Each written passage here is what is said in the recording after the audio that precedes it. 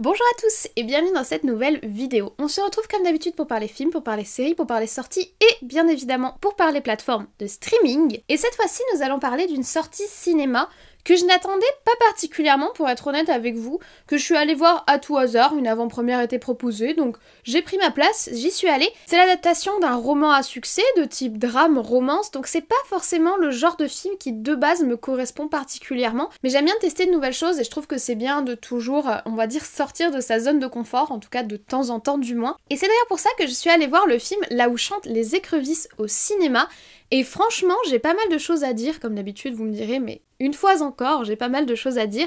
Du coup, je vous laisse avec le générique et on se retrouve juste après.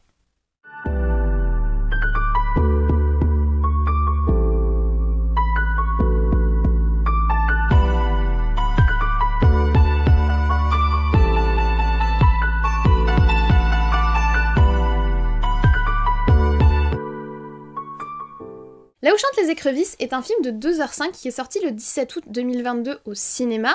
C'est un film de type drame, romance, même si j'insisterai plutôt sur le côté dramatique, et il a également un côté thriller. À la réalisation de ce film, nous avons Olivia Newman. Alors Olivia Newman, c'est une réalisatrice qui pour le moment a principalement travaillé sur des séries et des épisodes de séries. Elle a notamment travaillé sur la série Chicago Fire, qui passe depuis à peu près 2019, et également sur la série Dermy de la même époque. Plus récemment, en 2020, elle a eu la chance de réaliser son premier long métrage qui s'intitule First Match, donc le premier match, qui est sorti sur Netflix. Je ne l'ai pas vu, donc je ne peux pas vous dire s'il est bien ou pas. Mais en tout cas, c'est une réalisatrice qui petit à petit a réussi à se faire sa place et qui réalise cette fois-ci son premier long métrage qui sort au cinéma. Pour ce premier long métrage, elle a choisi d'adapter un roman qui a reçu un très grand succès au niveau littéraire. C'est un roman de Delia Owens qui a la particularité d'être à la fois écrivaine et zoologiste. Et de ce fait, c'est un roman qui va faire la part belle à toutes les espèces biologiques, etc. puisque l'histoire prend place dans un marais, mais on reviendra dessus un peu plus tard. Le livre est sorti en 2018, il fait 263 pages, donc c'est quand même un gros bébé. Et ça a été un énorme succès littéraire. Il a reçu pas mal de prix et surtout, il a été plébiscité par ses lecteurs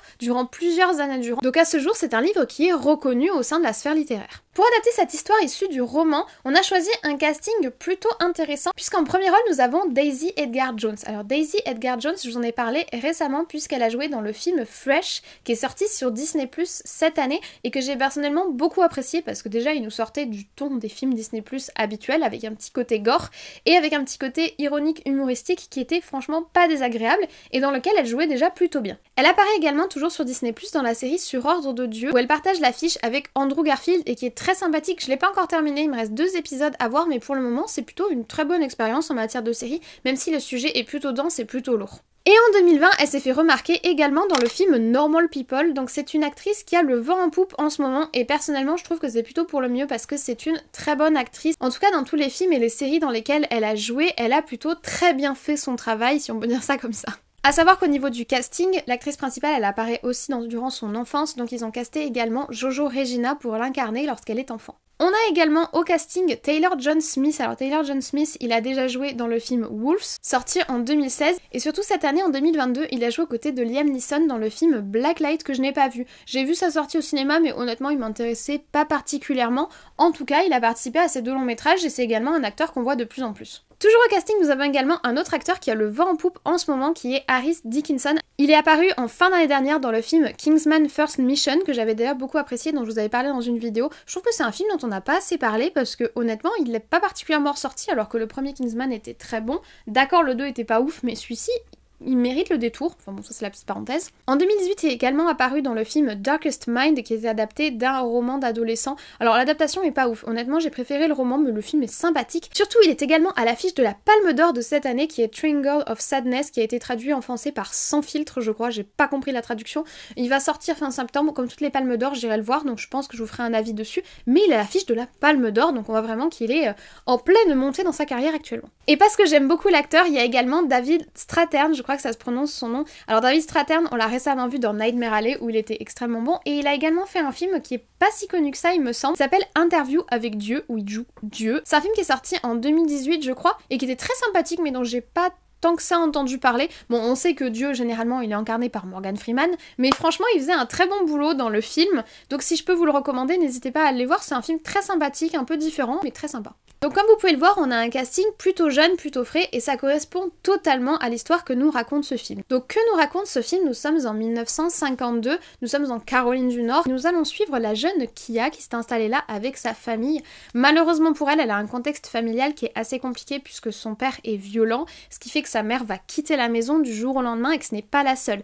Année après année, ce sont ses frères et sœurs, puisque c'est la dernière de la fratrie en fait, qui vont quitter la maison, et la petite Kia va devoir se débrouiller toute seule pour s'occuper de son éducation, pour manger, pour s'occuper de la maison et pour continuer à vivre dans ce marécage que tous les autres de la ville rejettent. Elle devient alors, au regard de tout le reste de la communauté, celle qu'on va appeler la fille des marais. Rejetée de sa communauté, elle va essayer de se débrouiller toute seule, elle est très débrouillarde, donc elle fait ce qu'elle peut, mais elle va vraiment mettre toute son énergie pour se débrouiller toute seule et elle va grandir au sein des marais. Sauf que 10 ans plus tard, lorsque le corps du quarterback, le mec beau gosse du village, vous voyez, le gars que tout le monde connaît, est retrouvé dans les marécages, devinez qui c'est qu'on accuse de son meurtre? La fille des marais. Et ça, c'est le point de départ de notre histoire, et en fait, c'est au fil des discussions avec son avocat qu'on va apprendre à connaître cette fille des marais que personne ne connaît vraiment au final et qui vit seule au milieu de la nature sauvage. Au niveau de la direction artistique, le premier point qui saute aux yeux, c'est qu'on a une démarche presque contemplative de la façon dont sont filmés les marais et les marécages, et je pense que ça rentre complètement en accord avec le livre original dans le sens où il a été rédigé par une zoologiste qui met un point d'honneur à avoir une approche réaliste dans son livre et à, on va dire, revaloriser les créatures du marais, les espèces qui y vivent, que ce soit les plantes ou les animaux ou les insectes. Donc je pense que ça correspond complètement à l'ambiance qui est donnée dans le livre. Le livre, je l'ai pas lu, mais d'après ce que j'ai vu, le livre met vraiment en avant l'aspect faune et flore de l'environnement de la jeune fille qui a, donc la jeune héroïne, et ça ressort vraiment à l'image où on a un marais, alors qui est presque idéalisé, hein, parce que le marais on nous le montre jamais en hiver ou en automne, on nous montre que dans les belles périodes, c'est-à-dire en plein été, ou alors au printemps, en pleine période de floraison. On a des images qui sont magnifiques, on a une magnifique lumière, des espaces très verdoyants, très verts, des dégradés de verre qui sont sublimes, des façons de filmer les espèces vivantes, on a de gros plans sur les oiseaux, on dirait presque qu'on est dans un reportage animalier d'Arte, vous voyez, mais c'est très beau, c'est très agréable, c'est également très apaisant, ce sont des passages qui sont très apaisants dans le film, on a un beau miroitement dans ces espaces un petit peu humides que sont les espaces des marécages. Alors il faut savoir que le film n'a pas été tourné en Caroline du Nord comme raconte l'histoire, mais en Louisiane et également en Nouvelle-Orléans. On peut trouver en gros des bayous ou des Everglades qui sont encore un peu plus intouchés, un peu plus au naturel on va dire, et moins urbanisés que dans le Dakota du Nord. Maintenant voilà, j'insiste sur le fait qu'on a vraiment une vision idéalisée des marécages qui sont ni poisseux ni boueux. Ça vient un petit peu en contre-pied de ce qu'on peut voir d'habitude au cinéma où les marécages sont souvent montrés comme des endroits sinistres. Je pense au film avec Tommy Lee Jones dans La Brume électrique, on avait des marécages crasseux, on avait un côté extrêmement malsain si vous voulez, de terre malsaine. Là c'est pas du tout ce qui est montré, c'est complètement le contre-pied de cette image là. C'est aussi ce qu'on voit dans le film d'horreur que j'essaye tout le temps de réhabiliter auprès de tout le monde, qui est La Porte des Secrets, où pareil ça se passe dans des marécages, tu sens le côté malsain, film d'horreur, vous voyez. Là, ils prennent vraiment le contre-pied. Ils sont dans un côté plus lumineux de la force des marées, où on nous montre les petits coquillages, les petites écrevisses, mais j'ai trouvé ça extrêmement agréable et surtout très très beau. Et on a aussi une très belle démarche dans la façon dont sont filmés, on va dire, les protagonistes de l'histoire, avec un côté très humain et très en retrait, c'est-à-dire qu'on n'est pas du tout, on n'a pas une démarche intrusive, on n'est jamais trop proche des visages par exemple. La caméra est toujours dans la retenue, toujours dans le retrait, même quand il y a des scènes un peu dures qui sont montrées, ou au contraire des scènes plus intimes, on a quelque chose qui est très dans la retenue, et ça coïncide très très bien au personnage principal, qui est un petit peu la narratrice de notre histoire, puisqu'il y a plein de moments avec des voix off. Je suis pas très voix off, hein, donc même là ça m'a pas trop plu, moi j'aime pas trop ça les voix off, mais pour ça dépend du goût évidemment, mais c'est notre narratrice et on a vraiment l'impression que tout le film est filmé avec ses yeux. C'est une personne avec un caractère, on va dire elle est très timide, mais elle a aussi un caractère très dans la retenue, très classe, elle s'habille très très bien. Au niveau des costumes ils ont fait un travail de ouf parce que ça fait vraiment partie de son narratif, ça fait vraiment partie de son histoire. À chaque plan elle a changé de vêtements, elle est toujours habillée de façon très classe, elle essaie toujours de donner une image très propre d'elle-même et elle est toujours dans cette retenue, dans cette politesse et aussi dans cette timidité, et ça se ressent aussi dans la façon dont sont filmés ses relationnels avec les autres personnages ou sa façon d'être en fait d'une manière générale, et j'ai trouvé ça très intéressant que la caméra participe au narratif et participe à la construction et à la vision qu'on va avoir de l'actrice principale qui est vraiment porteuse dans l'histoire de toute façon puisque c'est elle qu'on suit constamment partout où on va, que ce soit avec la voix off ou que ce soit parce qu'elle est à l'image. D'ailleurs l'image est prépondérante dans le film, la BO est pas très présente, elle est accompagnante mais elle a pas vraiment un rôle particulier dans l'histoire. Et au niveau de la VO et de la VF, alors moi j'ai vu le film en VO mais honnêtement je pense pas que la VO apporte quoi que ce soit de particulier, il n'y a pas de choses particulières qui seraient apportées par la version originale hormis la vraie voix des acteurs, donc je pense que la VF doit très bien faire le taf également.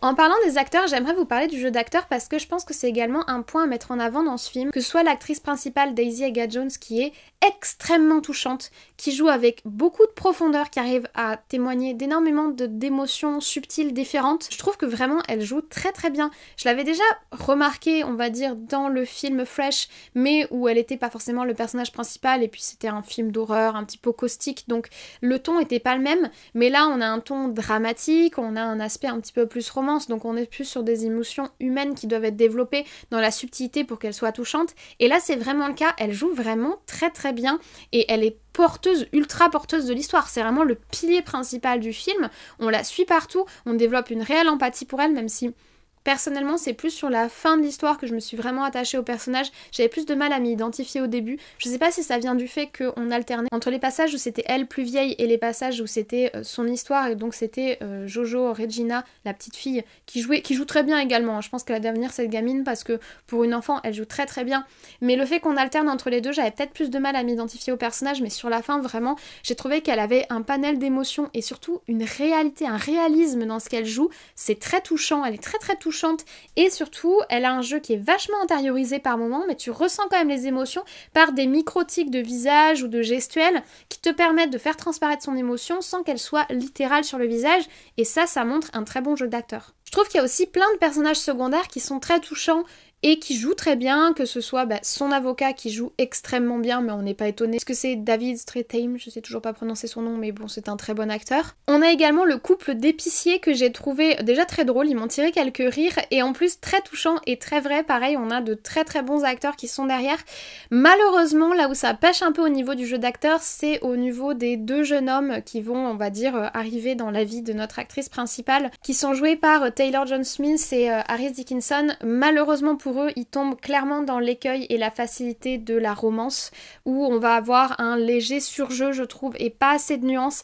Ça vient peut-être de la direction d'acteurs, mais vu que les autres acteurs sont tout en subtilité, je trouve que eux ils dénotent un peu. Heureusement qu'en fait le film joue sur différentes parties, il y a la romance, il y a le thriller, il y a le drame, parce que la partie romance autour de ces deux jeunes hommes, je l'ai trouvée beaucoup moins subtile du fait clairement du manque de subtilité de leurs jeux respectifs que tout le reste de l'histoire en fait. Mais globalement, ce qui est particulièrement intéressant dans ce film, c'est que c'est un film qui est un peu à la croisée des chemins, et je pense qu'il pourra plaire à énormément de monde, parce qu'il brasse à la fois un côté thriller, alors on n'est pas vraiment dans l'enquête à proprement parler, donc on n'a pas va suivre le shérif, le machin, le truc, les empreintes et tout le bazar, mais on approche quand même l'enquête, et surtout le procès de la jeune fille, et de ce côté-là est assez intéressant, et donne une espèce de rigueur à l'histoire, et donne un cadre à l'histoire. On a l'aspect romance qui est pas neuneux pour en sous, même si je vous dis il y a un petit surjeu de la part des jeunes hommes, et surtout qui brasse plein de thématiques sociales très intéressantes, qui peuvent être d'ailleurs un petit peu, qui peuvent mettre mal à l'aise, hein. Je préviens pour les gens qui sont un peu sensibles sur ce genre d'histoire, tout ce qui est violence, etc. Ne serait-ce que le père qui est un père violent, c'est des thématiques qui sont abordées dans le film et qui peuvent mettre des gens mal à l'aise, donc si jamais c'est quelque chose que vous aimez pas voir au cinéma, je vous le déconseille. Je trouve que ça brasse quand même des thématiques très intéressantes, et la façon dont c'est abordé à travers cette jeune fille, qui est d'une innocence rare, et qui en plus a ce profil très particulier où on s'attache à son histoire, on découvre son histoire à travers son narratif, j'ai trouvé ça très intéressant. Clairement, on tombe pas du tout dans le côté bête et méchant du teenage movie, de l'amour à la plage. J'ai rien contre ces films-là, c'est des films qui sont pas du tout dans mes goûts, et c'est pas le genre de truc que je regarde, mais c'est pas du tout dans le style L'été où je suis devenue jolie qu'on a eu récemment sur Netflix. Voilà, c'est pas du tout le même public, donc si vous aimez pas les trucs un peu cucu pompon neuneu mièvrerie, c'est pas le cas. Clairement, on n'est pas dans ce registre-là. Personnellement, de par l'époque, le fait que ça tourne autour des années 50-60 et la façon dont c'est abordé et le côté peut-être un peu Bayou Mississippi machin, j'ai trouvé que ça avait un petit côté The Notebook. Vous savez, ce film avec Ryan Gosling qui est super touchant, mais ça a un petit côté The Notebook que j'aime beaucoup d'ailleurs, je vous l'avais mis dans mon top 10 des films d'histoire d'amour. C'est plus dans cet axe-là, c'est touchant, c'est un peu dramatique, ça fait vibrer la corde sensible quand même parce qu'il y a l'aspect romance, mais on est plus dans cet axe-là au niveau du film romantique on va dire. Et il faut pas mettre de côté le côté drame du film, qui là encore n'est pas le sujet principal. Donc en fait le film il slalome gentiment entre ces différents genres, entre ces différents styles, sans jamais trop s'enfoncer ni dans l'un ni dans l'autre, et je pense que du coup il est vachement grand public. C'est comme le côté contemplatif autour de l'écologie du marais, autour des plantes du marais. Moins rapidement, les trucs contemplatifs ça m'ennuie vite, mais là c'est juste quelques moments pour nourrir le film, pour nourrir l'esthétique, pour apporter un background qui est très beau, un background visuel qui est très beau, mais sans trop en faire. En fait le film ne s'enfonce pas dans les travers des genres qu'il utilise, qu'il exploite pour raconter son histoire, et je trouve que c'est très intelligemment mené. Et ça fait que c'est un film qui est pour tout le monde, dans le sens où tout le monde y trouvera son compte. Les personnes qui aiment bien les histoires de romance, ils auront de la romance. Les gens qui aiment bien le côté thriller, ils auront du thriller. Mais le tout emballé avec plein d'autres notions. Donc je pense que c'est un film qui peut être très rassembleur dans le sens où il y en a vraiment pour tous les goûts, sans l'excès, sans tomber dans les travers de chaque genre, et je trouve que c'est très intelligent comme façon de faire en fait, et c'est très intelligemment mené de la part de la réalisatrice. Du coup si je fais le bilan, personnellement j'ai beaucoup apprécié ce film, et j'en attendais pas grand chose, et j'ai été transportée émotionnellement, j'ai été transportée visuellement, même si j'aimais toujours un bémol sur le côté trop idéalisé du marais. Je pense pas que l'histoire d'une meuf qui vivrait seule dans les marais ce serait vraiment ça. Même ils nous montrent pas l'automne et l'hiver parce qu'à mon avis l'automne et l'hiver c'est la grosse galère. Donc il y a quand même ce côté là que je trouve un petit peu défavorable à l'histoire, à voir si c'est pareil dans le bouquin ou pas. Mais on a une histoire qui est assez diverse, assez complexe, bien écrite, on a un très bon premier rôle, une actrice qui joue très bien, qui porte le film, on a des personnages secondaires qui sont intéressants et qui nourrissent l'intrigue. En fait ce film c'est à la fois de la poésie et du monde de brut, c'est-à-dire qu'on aborde des thématiques sociales dramatiques et très touchantes et assez tristes, mais avec une grosse couche de poésie et de beauté qui fait que ça a un petit peu déflétri mon cœur aigri d'adepte du gore et de l'ultra-violence et de la castagne au cinéma, et ça me fait pas de mal franchement de temps en temps, un petit film romantique, doux et un peu dramatique bien écrit, ça fait toujours plaisir, et pour le coup je le trouve bien écrit et bien réalisé. Donc si jamais le film vous intrigue et vous parle, n'hésitez pas parce que c'est une petite pépite, franchement il est très sympathique, j'ai passé un très bon moment. Voilà, j'espère que cet avis sur le film Là où chantent les écrevisses vous a plu. N'hésitez pas à aller le voir s'il vous intrigue, et même si vous pensez qu'il peut vous correspondre, je vous dis, il a pas les travers des genres, il a pas ce côté neuneux, il a pas ce côté ultra trop enquête carré machin, et il a pas non plus le côté trop drame social pathos que moi je supporte pas au cinéma. Franchement il effleure des genres sans en faire trop, et c'est assez agréable, tu passes franchement un bon moment, plein de bons sentiments, c'est sûr, mais aussi avec des moments assez durs et assez réels de la vie réelle. En fait, il y a vraiment un côté où le film, d'accord, il est dans l'idéalisation du marais, mais il a les deux pieds sur terre, donc si jamais il vous intrigue, n'hésitez pas. D'ailleurs, si vous l'avez déjà vu, n'hésitez pas à me donner votre avis en commentaire, ou si vous intrigue, si jamais le film vous intéresse, n'hésitez pas à donner votre avis en commentaire sur la vidéo également, si la vidéo vous a plu ou vous a déplu d'ailleurs, n'hésitez pas à le dire. Si la vidéo vous a plu, n'hésitez pas à mettre un petit like, ça fait toujours très plaisir. Si elle vous a déplu, surtout ne mettez pas un dislike, ça fait pas plaisir. Si ce n'est pas déjà fait, vous pouvez également vous abonner et appuyer sur la cloche pour être prévenu des posts communautaires, des sorties de vidéos, etc. Vous connaissez la chanson, j'ai pas besoin de tout vous réexpliquer. Moi je ne vous embête pas plus, je vous souhaite dès à présent une très bonne journée, une très bonne semaine comme toujours, de très bon visionnage. Et nous on se dit à très vite.